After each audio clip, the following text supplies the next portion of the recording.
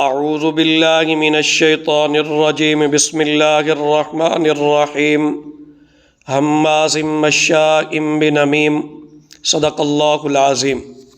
جن گناہوں کا تعلق زبان سے ہے ان میں ایک بہت بڑا اور سنگین گناہ چغل خوری بھی ہے۔ چغل خوری یہ ہے کہ ایک آدمی کی بات دوسرے آدمی کو پہنچائی جائے کہ ان کے آپس میں تعلقات خراب ہو جائیں اور بدگمانی پیدا ہو جائے اور ان کے تعلقات میں دراڑیں پڑ جائیں۔ چغل خوری یہ کافرانہ خصلت ہے۔ اللہ تعالیٰ قرآن مجید میں فرماتے ہیں ہماز مشاء بنمیم، تانے دیتا ہے، چغلیاں کھاتا پھرتا ہے۔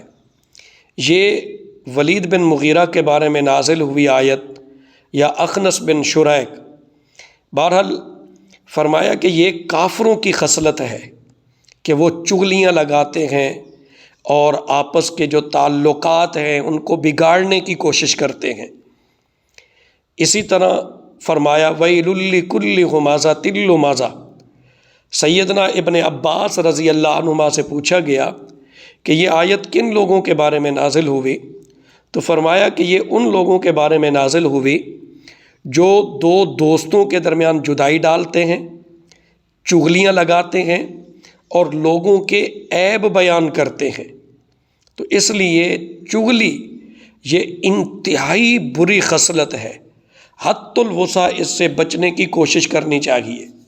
رسول کریم صلی اللہ علیہ وسلم نے فرمایا لا يدخل الجنت قطات، چغل خور آدمی جنت میں داخل نہیں ہوگا۔ اسی طرح ایک حدیث میں فرمایا کہ اللہ کے بہترین بندے وہ ہیں کہ جن کو دیکھ کر خدا تعالیٰ یاد آ جائے، اور بدترین وہ ہیں جو چغلیاں لگاتے ہیں۔ جو چغل خور ہے وہ جتنے بھی لوگ ہیں ان میں سب سے بدترین یہ چغل خور ہے۔ اس کی وجہ یہ ہے کہ قرآن مجید یہ کہتا ہے انما المؤمنون اخوہ، سارے مومن آپس میں بھائی ہیں۔ اسی طرح تمام ایمان والوں کے تعلقات آپس میں جڑے رہیں، آپس میں بدگمانیاں پیدا نہ ہوں، اور اسی طرح رشتہ داروں کو حکم دیا گیا کہ وہ ایک دوسرے کے ساتھ صلہ رحمی کریں اور حد الوسع کوشش کریں کہ رشتوں میں دراڑ نہ آئے۔ تو چغل خور کیا کرتا ہے؟ یہ چغل خور دو مومن بھائیوں میں، اسی طرح دو سگے بھائیوں میں، رشتہ داروں میں، برادری میں، قبیلے میں، خاندان میں دراڑ ڈالنے کی کوشش کرتا ہے۔ وہ ایک کی بات جب دوسرے کو پہنچاتا ہے تو صاف ظاہر ہے دوسرے کا دماغ خراب ہوتا ہے اور وہ پھر لڑائی جھگڑا کرتا ہے، اپنے دل میں بدگمانی پیدا کر لیتا ہے۔ تو اس طرح ایک چھوٹی سی بات کی وجہ سے اتنا بڑا نقصان ہو گیا۔ تو اس لیے فرمایا جو چغل خور ہے وہ انسانوں میں بدترین انسان ہے۔ اس لیے رسول اللہ صلی اللہ علیہ وسلم نے فرمایا صحابہ کو کہ تم میں سے کوئی مجھے میرے ساتھیوں کے بارے میں کوئی بات نہ کہا کرے، میں یہ چاہتا ہوں کہ جب میں تمہارے درمیان آؤں تو تمہارے متعلق میرا دل صاف ہو۔ تو آپ نے منع کیا ہوا تھا کہ کوئی کسی کی بات مجھے نہ بتائے۔ آج ذرا ہم اپنے معاشرے کی حالت کو دیکھ لیں، چغلی کو کچھ سمجھا ہی نہیں جاتا، معمولی سا کام سمجھا جاتا ہے۔ ایک حدیث میں، یہ بخاری شریف اور مسلم شریف کی حدیث ہے، کہ رسول کریم صلی اللہ علیہ وسلم جا رہے تھے، دو قبروں کے پاس سے گزرے تو فرمایا ان کو عذاب ہو رہا ہے، اور عذاب بھی کسی بڑے گناہ کی وجہ سے نہیں ہو رہا، یعنی اگر یہ بچنا چاہتے اس گناہ سے تو بچ سکتے تھے، لیکن ان کے نہ بچنے کی وجہ سے یہ گناہ میں مبتلا، عذاب میں مبتلا ہے۔ فرمایا ایک قبر والے کو عذاب اس وجہ سے ہو رہا ہے کہ وہ پیشاب کے چھینٹوں سے نہیں بچتا تھا، اور دوسرے کو فرمایا کہ عذاب اس وجہ سے ہو رہا ہے کہ یہ چغلیاں لگاتا تھا، چغل خور تھا۔ تو چغل خور آدمی یہ انسانوں میں بدترین انسان ہے، اور اسی طرح عذاب قبر میں یہ آدمی مبتلا ہوگا جو چغل خور ہے۔ اور ویسے شریعت کا یہ حکم ہے کہ رسول اللہ صلی اللہ علیہ وسلم نے فرمایا کہ وہ آدمی جھوٹا نہیں ہے کہ جو دو آدمیوں کے درمیان صلح کرانے کے لیے جھوٹ بولتا ہے۔ اب ویسے تو جھوٹ سنگین جرم ہے، جھوٹے پر لعنت کی گئی ہے، لیکن دو افراد کو، دو خاندانوں کو، دو برادریوں کو جوڑنے کے لیے اگر آپ جھوٹ بولتے ہیں، صلح کرانے کے لیے اگر آپ جھوٹ بولتے ہیں تو یہ جھوٹ گناہ نہیں ہے، بلکہ آپ کے لیے یہ جھوٹ ثواب کا ذریعہ بن جائے گا۔ تو چغل خور کیا کرتا ہے؟ چغل خور دو افراد کو، دو خاندانوں کو، دو برادریوں کو دور کرتا ہے۔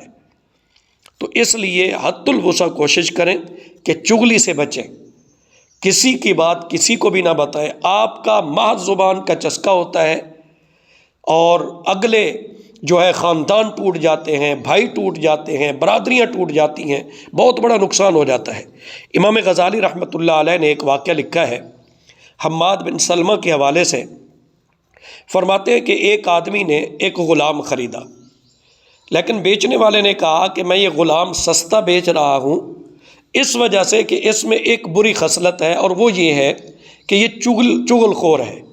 تو لینے والے نے کہا کوئی حرج نہیں ہے، وہ لے کے چلا گیا۔ کچھ عرصہ گزرا تو اب چونکہ غلام کی عادت چغلی کی تھی تو اس نے اپنے مالک کی بیوی کو کہا کہ تیرا خاوند دوسری عورتوں سے اس کے غلط تعلقات ہیں اور تیرے پاس وہ محض وقت گزار رہا ہے۔ جو بھی باتیں تھیں اس نے لگائیں اور اس کو کہا کہ تو ایسا کر، اس کے سر کے بال مونڈ کر مجھے دے، میں تجھے کوئی منتر یا دم کر کے دوں گا جس سے وہ تیرے اوپر فریفتہ ہو جائے گا اور تیری ہی محبت صرف اس کے دل میں ہوگی۔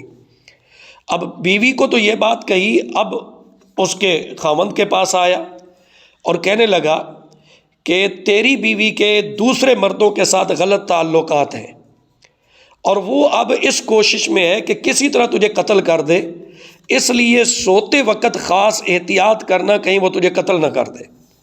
اب دونوں کو اس نے یہ پٹی پڑھائی، خاوند سویا ہوا تھا، بیوی بال کاٹنے لگی اس طرح لے کر، خاوند کی آنکھ کھل گئی، اس نے غصے میں آ کر بیوی کو قتل کر دیا۔ اس کی بیوی کے گھر والوں کو پتہ چلا، انہوں نے آ کر خاوند کو قتل کر دیا، دونوں خاندان آمنے سامنے ہوئے، درجنوں افراد قتل ہو گئے۔ تو ایک چغلی کتنا بڑا نقصان کرتی ہے۔ کسی کی بات کسی کو کرتے ہوئے پہلے 100 مرتبہ سوچیں کہ کیا میری اس بات کے نتائج کیا سامنے آنے والے ہیں۔ اگر دو رشتے آپس میں ختم ہوئے، دو بھائیوں کا تعلق آپس میں ٹوٹا یا کوئی بھی نقصان ہوا تو یاد رکھیے صرف گناہ ان کو نہیں ملے گا، ان سے بھی بڑھ کر گناہ آپ کو ہوگا اور آپ عذاب کے مستحق ہوں گے۔